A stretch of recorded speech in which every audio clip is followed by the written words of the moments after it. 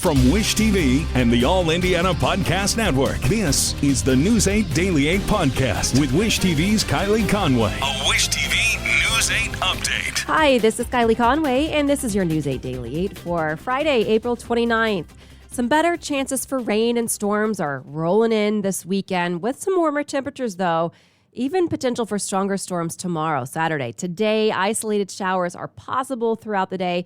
More scattered development looks to move in with few storms possible by the latter half of the day. We're going to be a little breezy out there with temperatures rising into the mid-60s. A woman is dead and a man hurt after two shootings, both overnight. Just minutes after 1 this morning, officers responded to a call of a person shot at the residences at 56th Street, apartment complex. Officers found a woman shot. She died at the hospital. Officers believe someone targeted that woman.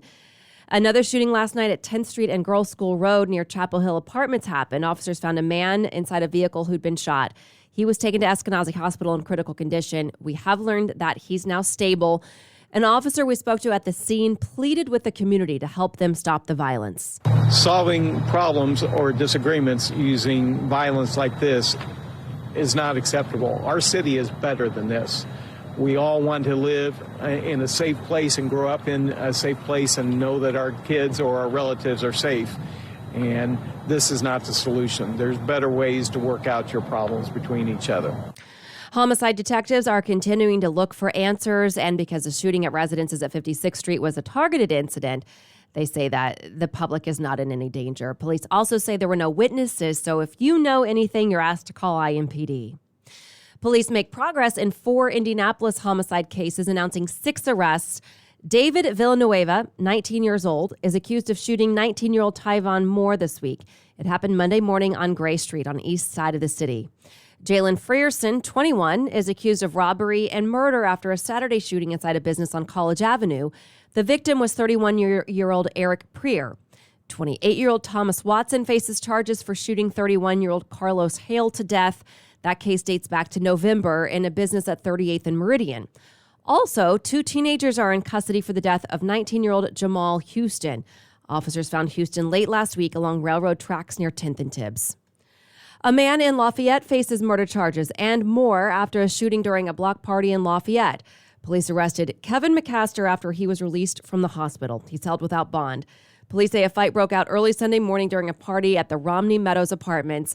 About 100 people were there at the party at the time. 2 people were shot to death. 4 others were hurt. A couple in Noblesville is in jail this morning, accused of causing a catastrophic brain injury to their baby. Herman Bland III and Ifrik Al-Malik heard the neglect charges against them yesterday. Court documents show an ambulance took the couple's 2-month-old son to the hospital last October for seizure-like symptoms. Doctors told DCS staff the boy had surgery for a possible brain bleed that may have been caused by shaken baby syndrome. A child abuse physician's report says the injuries are life-threatening and resulted in brain damage. Court documents also reveal Al-Malik searched online, can a kick to the head cause hematoma, and how to tell if a person is guilty of shaken baby syndrome. The 2 are being held at the Hamilton County Jail.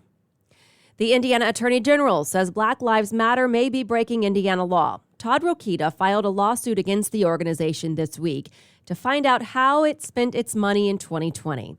Rokita first opened an investigation seeking information from the Black Lives Matter Network Foundation in February. This came after BLM said it raised $90 million and gave more than $21 million to 30 organizations. That includes one in South Bend. Rokita says BLM's IRS filing shows $0 in revenue, expenses, and assets. Rokita says the goal of the lawsuit is to make sure money donated is going to its intended purpose.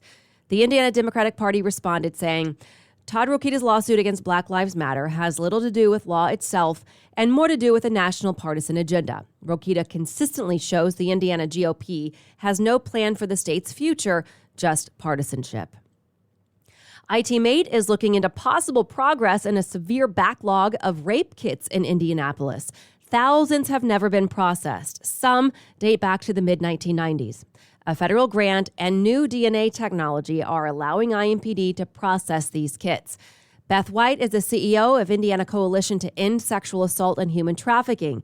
She says Indiana has some of the highest teenage rape numbers in the country and that the issue leads to human trafficking. A lot of people feel like sex trafficking is what you see in the movies. It's the teenage high school girl standing on the street corner snatched into a van. No. How human trafficking in Indiana is in community by community. The coalition says 1 in 5 people in Indiana has been or will be sexually assaulted, and that 85% of those cases go unreported. City leaders say the future of downtown Indianapolis is bright, and there's more to come, they say. Mayor Joe Hogsett praised economic leaders during his State of Downtown speech yesterday.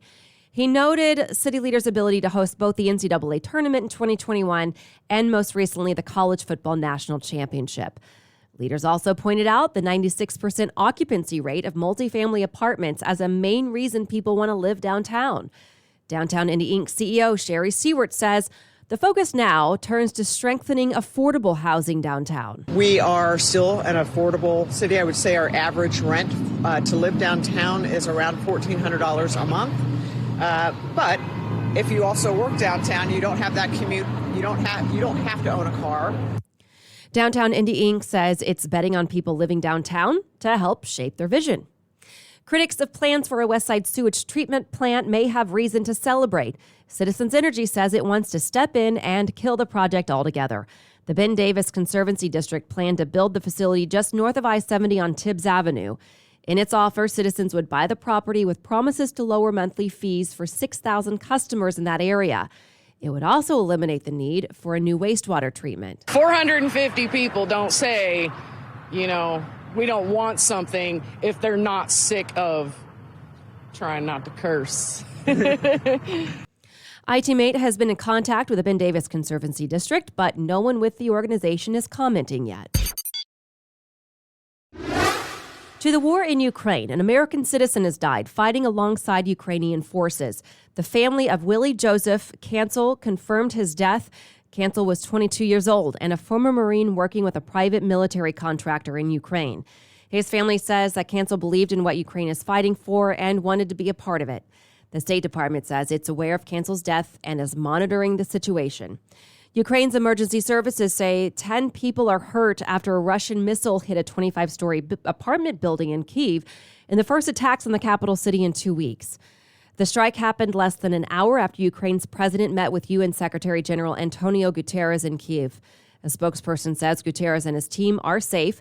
President Biden is asking Congress to approve more help for Ukraine. He's proposing a $33 billion package that includes weapons, ammunition, and supplies for Ukraine's military. It could take weeks to pass through Congress. Leaders in both chambers have set a goal of approval by Memorial Day. The ex-Minneapolis police officer convicted of murdering George Floyd wants a new trial. Derek Chauvin's lawyers say the jury was intimidated by protests that followed Floyd's death, along with being persuaded by the heavily publicized trial. He's asking for a reverse of the conviction, a new trial in a new venue, or a resentencing. Chauvin was sentenced to more than 22 years in prison last June. New numbers from the Commerce Department show America's economy shrinking, but an expert featured on Unfiltered last night says it's not time to panic. The nation's gross domestic product declined in the first quarter of 2022, the worst period for the country's economy since the beginning of the pandemic. The GDP declined at a rate of 1.4% through the first 3 months of the year.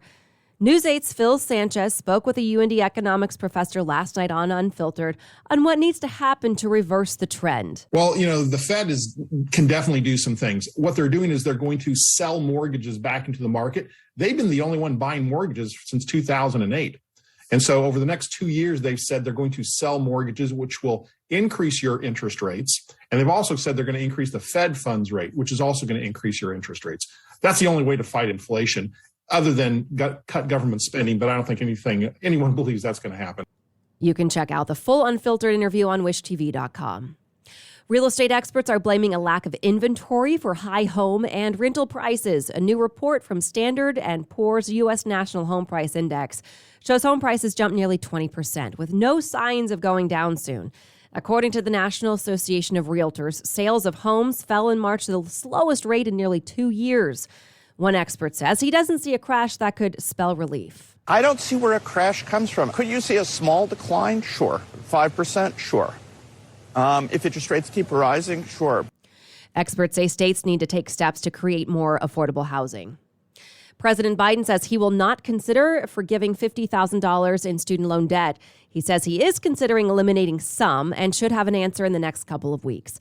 In 2020, Biden made a promise during his campaign to forgive up to $10,000 in debt across the board. Leaders in the Democratic Party are pushing Biden to make good on that promise. The FDA is releasing its proposals to ban menthol in cigarettes and cigars out of the interest of public health. Nearly 19 million people smoke menthol cigarettes. The FDA says taking menthol out of them could result in saving 300,000 to 650,000 smoking deaths over the next 4 decades. The agency says the proposals are only initial drafts and are unlikely to be finalized before next year. At that point, companies would have 1 year to phase out menthol. A new report says more than 300 nursing homes shut down during the pandemic. The numbers come from the American Healthcare Association and the National Center for Assisted Living. They say the closures forced nearly 13,000 people to find a new place to live. The problem is not confined to the pandemic. The same study says more than 1,000 nursing homes have closed since 2015. The CDC is reporting the first human case of the avian flu in the United States. The agency says a person in Colorado tested positive for the flu yesterday. It says the person was working at a farm that was killing birds that had the virus. The virus has affected commercial birds in 29 states, including Indiana. ITMate has reported more than 171,000 turkeys and nearly 11,000 ducks at Indiana farms have tested positive for the flu. Tuesday's primary election could help decide who controls the U.S. House of Representatives next January. National Republicans have attempted to flip the seat of Indiana's 1st congressional district. That includes Gary and Hammond. Jennifer Ruth Green and Blair Milo are the frontrunners for the seat. And we are continuing to make great ground. There's a huge groundswell. People are excited about the candidacy, but also I think they're just excited about a change. I think that all communicates the vision that we brought forward as far as, how conservative principles help strengthen communities. And particularly when we're at a point in time when we're seeing record levels of inflation. The winner of this primary will likely face Democratic incumbent Frank Mrvan in November. And time is running out to vote early in Tuesday's primary. Indianapolis and Marion County currently have 9 sites open for early voting. We've made it easy for you to find where they are and when they're open. Just go to wishtv.com and click on this story under the As Seen on Wish TV section. The first night of the NFL draft wrapped up in Las Vegas last night. The Jacksonville Jaguars picked first, selecting Georgia defensive end Trayvon Walker. Rounding out the top 5, the Lions selected hometown kid Aiden Hutchinson with the second pick. Houston followed with cornerback Derek Stingley Jr. out of LSU.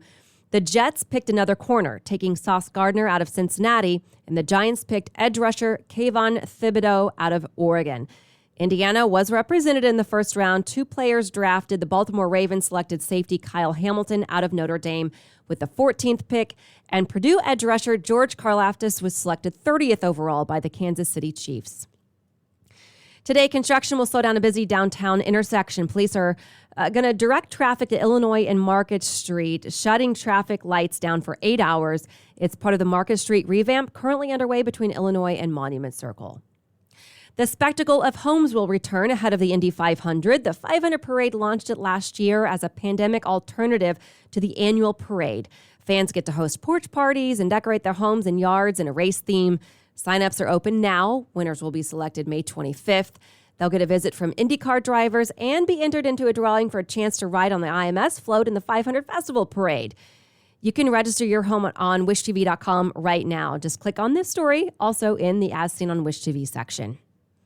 One of ESPN's biggest stars is suing the network and its owners. According to the Wall Street Journal, IU alum and former Wish TV sports reporter Sage Steele claims ESPN and Disney violated her free speech rights and breached her contract after a podcast interview in September when she made comments about race, on-air appearance, and vaccine mandates that stoked criticism. According to the suit, ESPN pulled Steele from prime assignments and failed to prevent bullying and harassment from people who worked with her. James Corden says he will leave The Late Late Show next year. He revealed the news during his monologue last night. Corden said the show was never his final destination and that he does not want to overstay his welcome. Corden has hosted the show since 2015. This has been your News 8 Daily 8 for Wish TV. I'm Kylie Conway. Online at wishtv.com And follow us on Facebook when you search Wish TV. This is the News 8 Daily 8 podcast with Wish TV's Kylie Conway. A Wish TV News 8 update on demand. For even more, on demand and on the go. Connect with Wish TV on Facebook at wishtv.com and on the free Wish TV mobile app. Thank you for listening. And be sure to like, subscribe, and follow this podcast for updates every weekday morning on the All Indiana Podcast Network and wherever you get your podcast.